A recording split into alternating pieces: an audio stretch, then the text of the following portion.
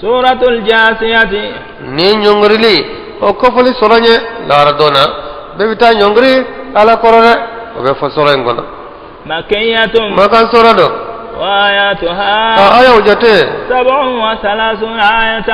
آية بسمني ورملا ويا دكرنيا وجته نزلت أجينا بعد سورة الدخان وسيسي كفلي سورا او كفلي وبدا نيونغا بسم الله سورة عندنا ني على توي الرحمن علم هنا لا بولن تجيه الرحيم علم هنا كره لن تجيه آمين حميم الله عالم مراده تنزيل الكتاب كتاب جغني من الله العزيز الحكيم أبورا على ديرو علم يسي مساي نيكودو مسادو إن في السماوات والأرض لآيات كما كوچما نبي كما كلولا أني دوكلولا ده للمؤمنين مؤمنو يره مو دالا لا كولا ni nya ko daga ka bakolo laje ka bako chama ibode ni dokulo laje kanin dan fe chama laje be ka bako chama nyere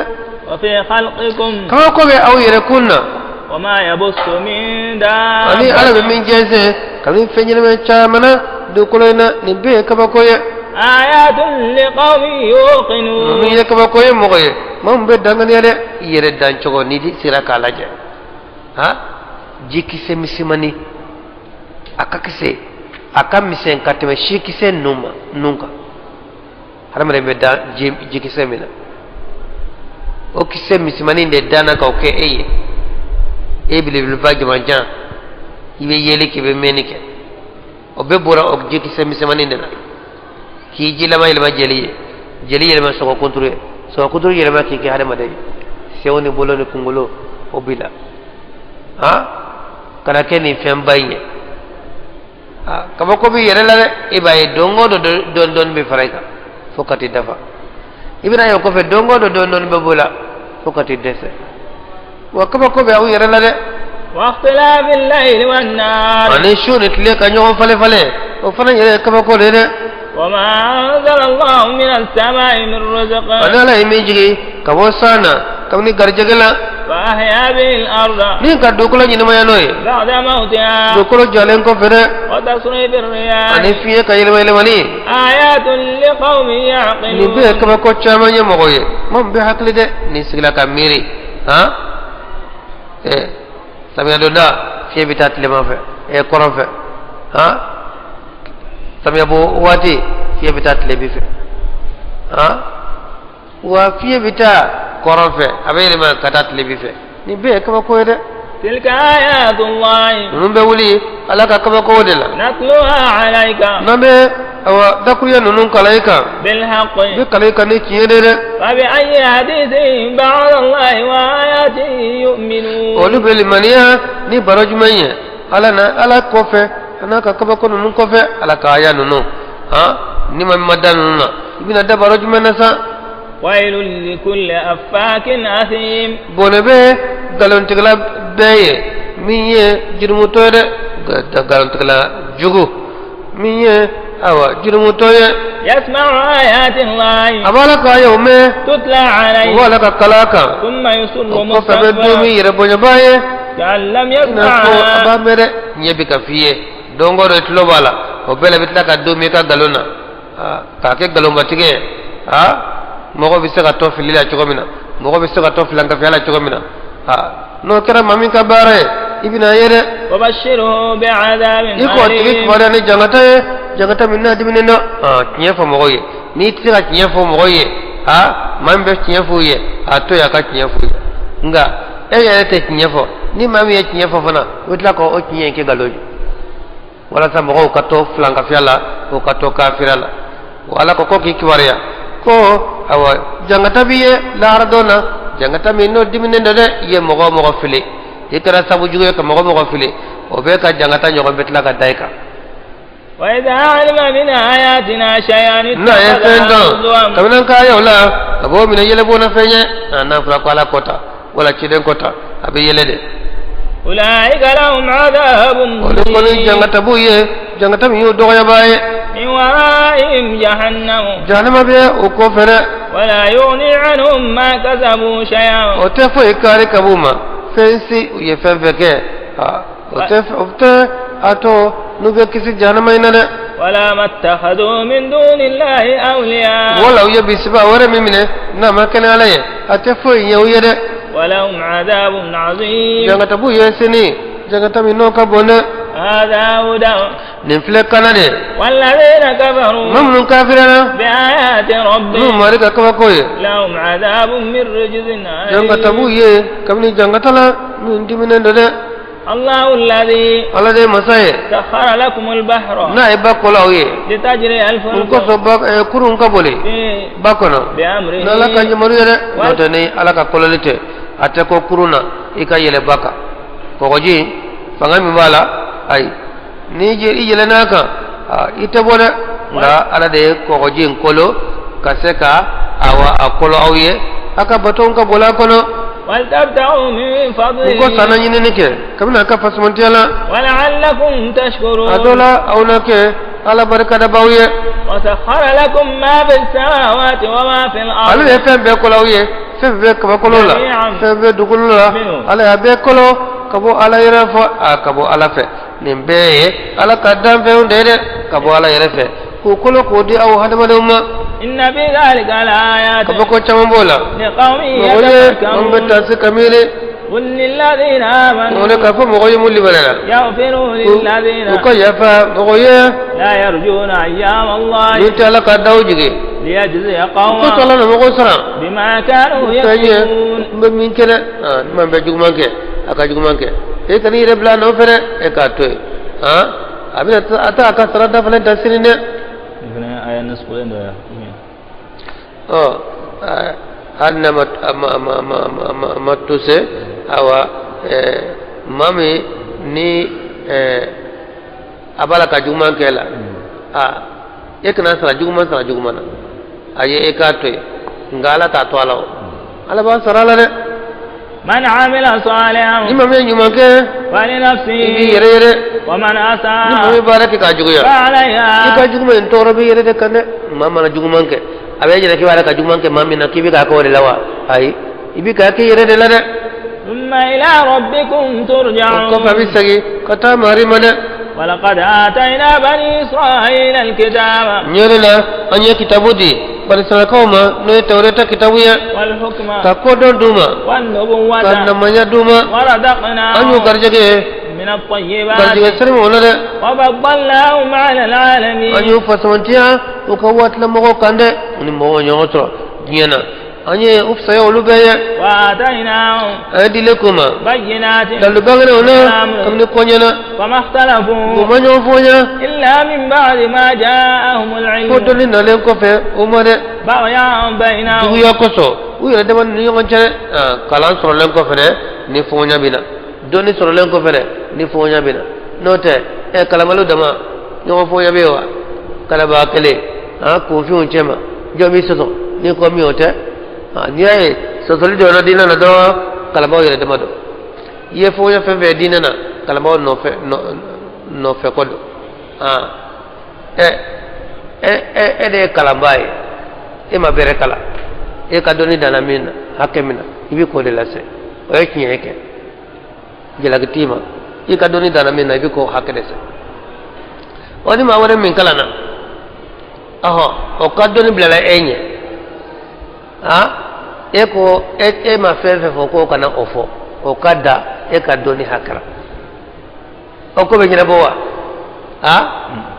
e kala mbiri lendo ma chamana o tara yoro jande san kala yere wolo mana min ke ka ke sigida oyi iba azro dugudo almamiba ibtidaiya yere mustawa tala klasi woro kala o doni tara are dugu almamiba kiri bebe ga nyini kale den o dona ale nyogonte dugu kono ba be kuna fone ke naka doni danye fenta mawlaw taridi ale ta Bachire jobi mai ma wore nana sa o ka kalamba alenye o ya de ka kala nen koroye golo ya le de ngolo le o tara kala fangore fa are ado kala no katmaka no nana aba ko ye ibe ton kamanko nin te ya domina ibe placeta ngani ma fen fo ikana kura fo de ikana ga kuna fo ni wuli fana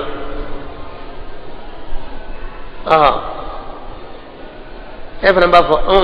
o ta kere ala kodo ni filila ambe ñoxo deme de ka ñoxo bilasira awa mankan file de juguya bina hasiriya bina konin tebe ne ka doni na be be de dalu bala ala yɛrɛ ka kumakan na wala ciden ka kumakan na hali ni ala y'a fɔ hali ni ciden y'a fɔ ni ne ko a tɛ bɛn o de fɔra bɛɛ ye i t'a tɔ ma a bɛ se ka tɔ ma cogo di o la an b'a la ka kuma nkalontigiya wa ne filɛ fo ɲɛ fɛn fɛn n'i y'a ye diinɛ na juguya don n'o tɛ a dɔnbaliya tɛ dɛ wa juguya min don fana kalanbaaw yɛrɛ dama de ɲɔgɔn cɛ tiɲɛ tɛ fila ye tiɲɛ kelen de ne y'a fɔ ka ban i b'a fɔ comme e y'a fɔ ka ban wa ne tɛ sɔn a ma tugun hali ni tiɲɛ don a bɛ kuranna de la comme e de y'a fɔ e ye ne ka kalanden de e ye ne ka maa majigilen de ni e y'a fɔ ni ne sɛgɛnna k'a fɔ kɔrɔ de ko ja awa ne kun t'a dɔn e y'a fɔ min kɛ ni ne y'a fɔ nin juguya in ni nin hasidiya de bɛ kalanbaaw ni ɲɔgɔn cɛ ni ka diinɛ yɛrɛ bɛ k'a bɛɛ ɲaami ko kalanbaaw yɛrɛ ma bɛn a la o bɛ bɛn a la cogo di bɛɛ bɛ kɛ hakilila e bɛ hakilila dɔ de nɔfɛ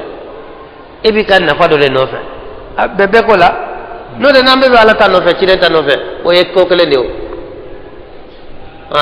fɔ ɲɛ t'o la o e ko ala ta ne ko ala ta e ko ciden ta ne ko ciden ta olu tɛ ɲɔgɔn sɔsɔ ne ye ɲɔgɔn sɔsɔ dɔrɔn i ka dalu ye jumɛn diɲɛ na dalu tɛ ne bolo ne y'a faamuya tan dɔ de ni dalu t'i bolo dalu filɛ nin dalu bɛ ne bolo ala kɔta a filɛ ciden kɔta a filɛ a fana b'a fɔ cogo di n sɔnna a banna fo ɲɛ bɛ min nka e b'i can k'i jɔ ko an karamɔgɔ ye min fɔ o tɛ wuli o ye wulibali de an karamɔgɔ y'a fɔ tan nɔ a karamɔgɔ y'a fɔ a ye dalu d'aw ma wa ne tɛ dalu b'a bolo karamɔgɔ tɔgɔ fɔ kun o tɔgɔ fɔ kun taara tugun ni dalu bɛ yen dɔrɔn a b'a fɔ an ka dalu filɛ nin ala de kɔ ciden de kɔ nka e tɛ se k'a fɔ ala kɔ e tɛ se k'a fɔ ciden kɔ fo an karamɔgɔ kɔ a karamɔgɔ ale ka kuma tɛ dalu ye o dalu bɛ ta fɛn fila de la ala kɔ ciden kɔ wala i ye fɔɲɛ fɛn fɛn diinɛ na ko kalankɛla ma bɛn a na kɔrɔ tɛ dɛ ko dalu kɛra fila ye dɛ dɔ de bɛ k'a ka fan dɔ dɛfa a ka nafa a ka tɔgɔ a ka daraja a banna n'o tɛ ni tiɲɛ ko don bɛn bɛ ko la o ala ta tɛ fila ye ala ka kumaw tɛ ɲɔgɔn sɔsɔ ciden ka kumaw tɛ ɲɔgɔn sɔsɔ nka n'a kɛra ko karamɔgɔ kuma bɛɛ ka ti karamɔgɔ ta fɛ an karamɔgɔ ye kelen ye de an karamɔgɔ tɛ kelen ye an faw tɛ kelen ye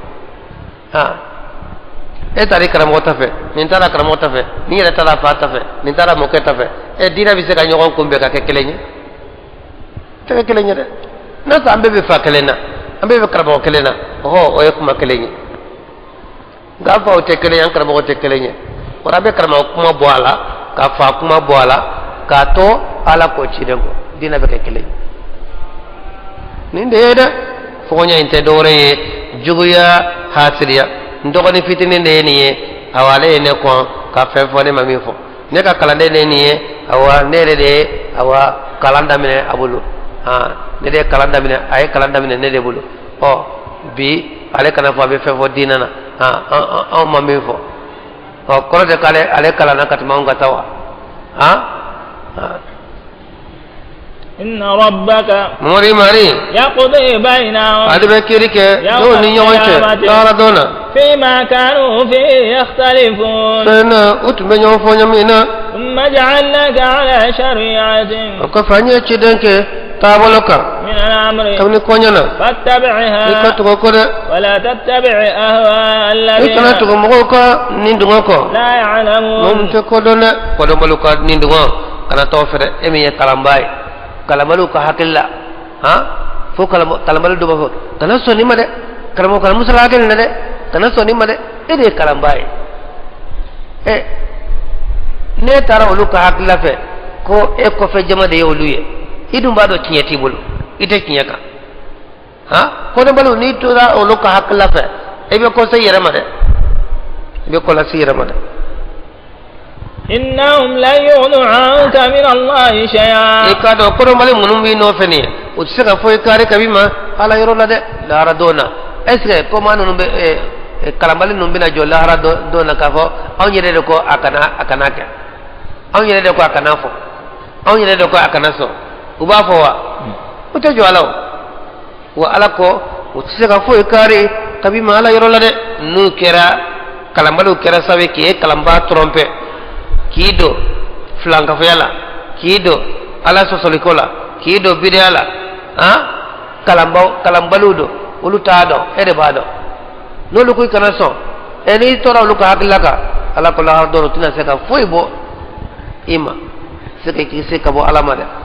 way bita jangatala de wa inna zalimina ikado to nyene kelawo ba'dhum awliya'u ba'd udo de nyogo be shibawye wallahu ala waliyul muttaqin ala de ala yesre yum bish ala yesre bawsh bisbaye ala ka kam bisbaye ala basairu linnas ni dalu bangane mogoye wa hudan ani kana wa rahmatan ani hine liqawmin yu'minun mogoye mumbe dangane am hasiba alladhina yala mogoya bisigiwa tarahu mu sayyi'ati juma mbara an naj'alahum kanko ambuke kalladhina amanu ina fo mogo chogo mulimana wa 'amilu ni salihati kabaraj monke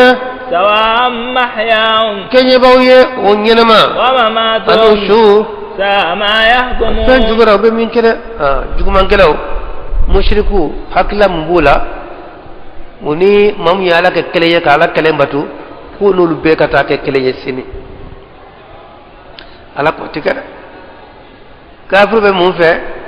unu ka kafir de o fana be nata mona ko no islamo be kata keleye sini o fana tamana be arjana ko law aha kafir salibalin no wuta mana be arjana ko la ima inu ka mami sara be do ke kala ka malika nyumanjo akuna ha kafir sale ba fo de kala ka malika nyumanjo akuna o fana hakla do bula mene o fana be nata hera la lahara o fana be nata hera la saya ko fe ha ala ko yalo be kewa anyina mon ka bara make kelenye akasu sarabi sa ke kelenye ay ñenema a ñenema nka ke kelenye a shukata ke kelenye ay kuma tada wa khalaqa Allahu as-samawati wal arda ala de sanfara do ka du ko do bil haqqi dona ni ñede de ñe munye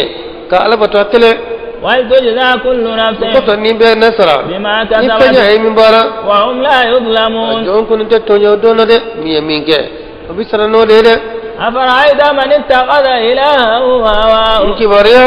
مامي نويا أنين دعوة مني كا أكابت فمني كوكا أنين دعوة مين كديه بودي بتو وأضله الله نالا أتكفلي على علم دوني كان على يرادو كفني نفلي دكاكا ودكم على يافل ما من كم بين سكوكه على تسرع جرولا ده إمام با نيانيني أنيا بجرولا غير ما نكو نيانيني تالا نينده كديه مين كديه بودي كه ما تسكو كنا ده وختم على سمعه وتلما على النور لك أكتلو لمنك أتفهمه وقلبه فالنور لك أدسكون كفنا أتتني فميا وجعل على بصره غشاوة تتكلانك أكجن فلك أتسن نور الله نيفي برينيانا كما نيتيلك nga duskun foko norode tlo foko norode ne tlo datugo ay mangambe ne nya datugo o te fenyere ومن يهديه ni alay mami nya datugo ka tlo gere ka duskun noro ya jode woti kana بعض الله ala kofe nala mami kana matse ko kana de أفلا تذكرون ila tata se kamiriwa وقالوا laga foko ما هي إلا حياتنا الدنيا ko kafiru ko nyanyin ma ente dore fanka nyin ma yasuru نموت ambisa ونحيا ante umbe nyin ma ya وما يهلكنا إلا الدهر ko foitan halake ko wate shukura lujera wadi bambane وما لهم بذلك من علم konu sara ko kun tara ala ko dodin to lu yoro no yede إن هم إلا يظنون te mashi fu ba jigi ka fo ya jigi de ka fo ni sara ko ya bane no ta dalu tu bolo de وإذا تتلى عليهم آياتنا نون كايو بكلاوكا بينات فرنفسلي ما كان حجتهم وكدلو تكفوي إلا أن قالوا وكافو ائتوا بآبائنا أين نفوي وكدلو إن كنتم صادقين لا تأتي تيجي وين ندفع نيكوما سكاكون بيكه سيا كوفي كون بي أرجنا بي تسمع بي بافو أيام فاو كونو فلوكه أم موكه من سرامنا نايلو كونو كوجرانا عندنا دارا وكدلو ينيدة قل الله يحييكم عندك فو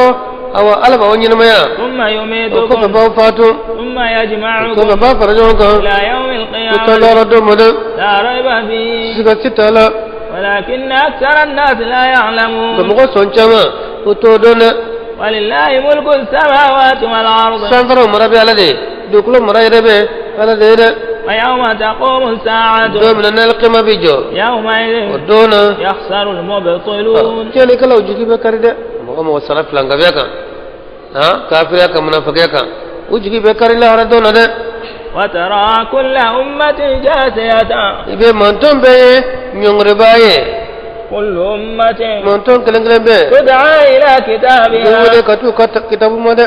اليوم bidoina تجزون ما كنتم abi تعملون sarani fenye katu memi bara bebna nyongre ala koro dara dona giabe fefenana bebita nyongre ala koro de defle la radonya bebi sarani kaketa de fana هذا كتابنا نفلانك كتابه ده ينطق عليكم أمة بالحق إنا كنا نستنطق ما كنتم تعملون من بارد أكما بارد بكيه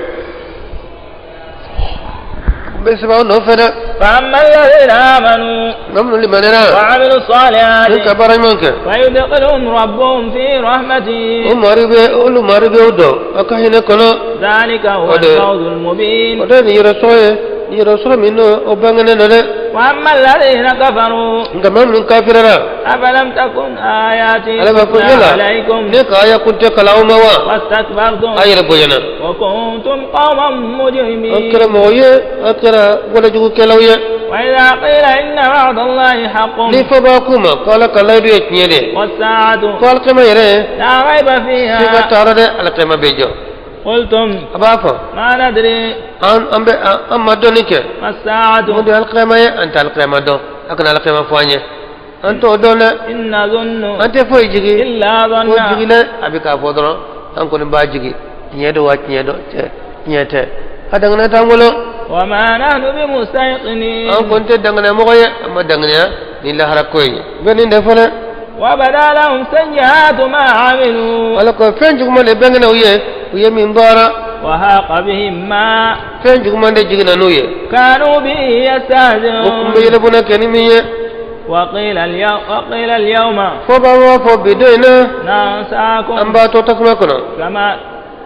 كما نسيتم لقاء يومكم هذا إن فوجي تولك أكا بدون بيننا ده نلا لكم فراي أكا سراسي تافه أكو تنيتار